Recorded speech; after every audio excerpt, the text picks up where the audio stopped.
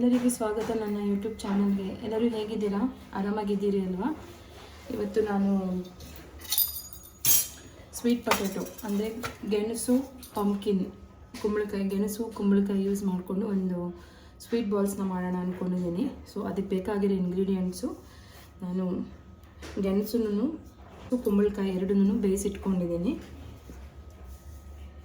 ಎರಡು ಗೆಣಸು ದೊಡ್ಡದು 2 ಗೆಣಸು ತೊಗೊಂಡಿದ್ದೀನಿ.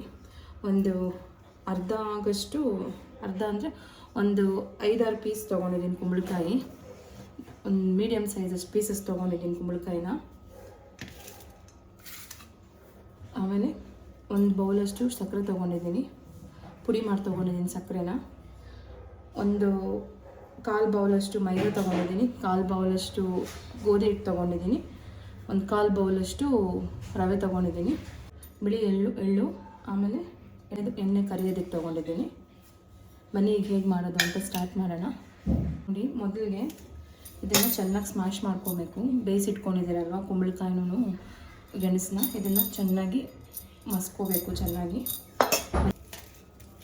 ಕುಕ್ಕರಲ್ಲಿ ಹಾಕ್ತೀರಿ ಅಂತಂದರೆ ಒಂದು 2-3 ವಿಜಿಲ್ ಬರ್ಸ್ಬೇಕು. ಚೆನ್ನಾಗಿ ಮೆತ್ತಗಾಗ್ಬಿಡುತ್ತೆ ಗೆಣಸು. 1 ವಿಜಿಲ್ ಆದರೂ ಓಕೆ.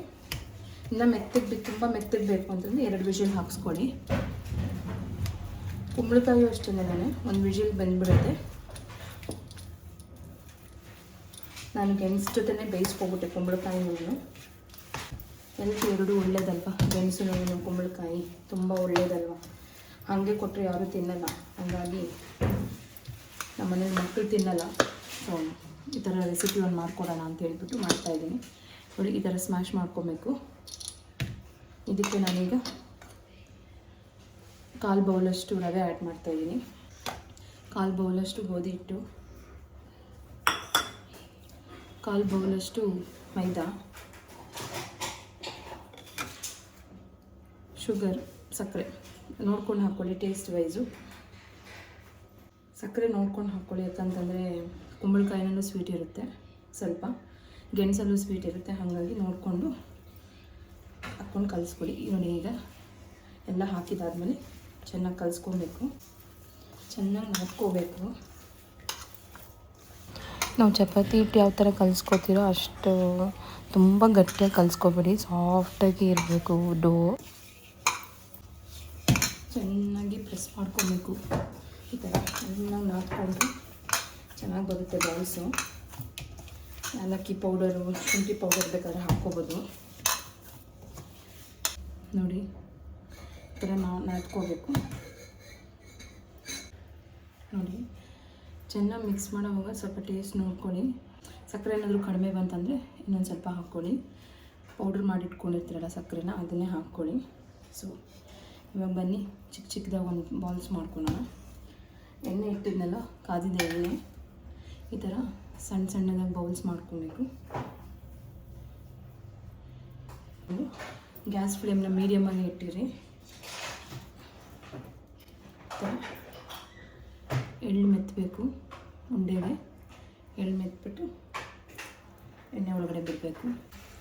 ಆದಷ್ಟು ನನ್ನ ಚಾನಲ್ನ ಸಬ್ಸ್ಕ್ರೈಬ್ ಮಾಡ್ಕೊಳ್ಳಿ ಪ್ಲೀಸ್. ಆದಷ್ಟು ನೋಡಿ ನನ್ನ ಫುಲ್ ವೀಡಿಯೋಸ್ನ ನೋಡಿ ಮಾಡ್ಕೊಂಡು ತಿಂದ್ಬಿಟ್ಟು ನನಗೆ ಹೇಳಿ ಯಾವ ಥರ ಇತ್ತು ಅಂತ ಹೇಳಿಬಿಟ್ಟು ಕಮೆಂಟಲ್ಲಿ. ಹೊಸ ರೆಸಿಪೀಸ್ನ ಟ್ರೈ ಮಾಡ್ತಿರ್ತಾರೆ ನಾನು.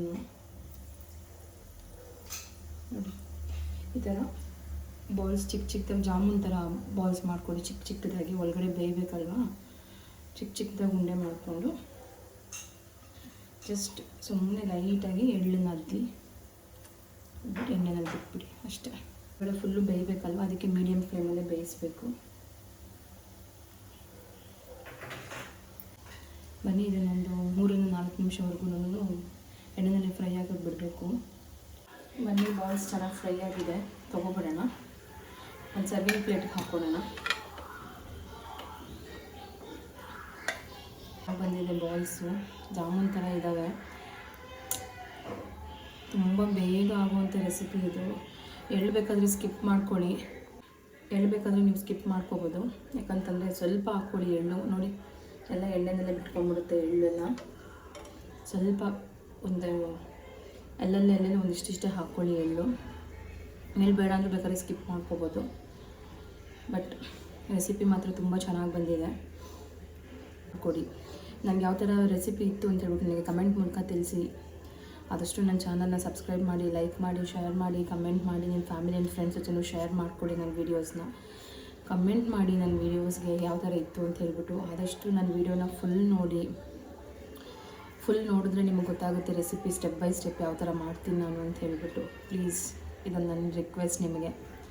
ಸೊ ಈ ರೆಸಿಪಿ ನಿಮ್ಗೆ ಇಷ್ಟ ಆದಲ್ಲಿ ಒಂದು ಲೈಕ್ ಕೊಡಿ, ಇದನ್ನು ಡಿಸ್ಲೈಕ್ ಮಾಡಿ. ಥ್ಯಾಂಕ್ ಯು, ಧನ್ಯವಾದಗಳು.